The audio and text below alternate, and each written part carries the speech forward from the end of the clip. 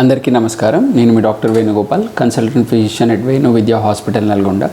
కొంతమంది అడుగుతుంటారు, sir already ఒకసారి హార్ట్ అటాక్ వచ్చింది, మళ్ళీ హార్ట్ అటాక్ వస్తుందా అని అడుగుతూ ఉంటారు.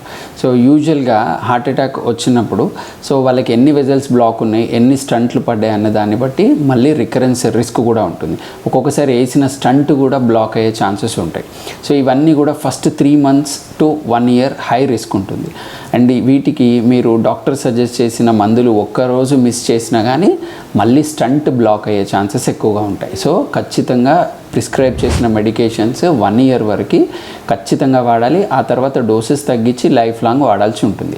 దాంతోపాటు మీ యొక్క sugars, BP and cholesterol levels ఇవన్నీ కూడా ఫ్రీక్వెంట్గా చెక్ చేసుకొని స్ట్రిక్ట్ కంట్రోల్లో ఉంచుకోవాలి. ఉంచుకోనట్లయితే మళ్ళీ కూడా కొత్త ప్లేసెస్లో బ్లాక్స్ రావడము లేదా వేసిన స్టంట్స్ బ్లాక్ అవ్వడము ఇవన్నీ కూడా రిస్క్ ఉంటుంది.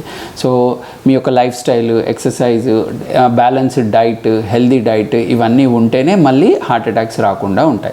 లేదంటే మాత్రం high risk for recurrence of heart stroke and already వేసిన స్టంట్స్ కూడా బ్లాక్ అయ్యే ఛాన్స్ ఉంటుంది.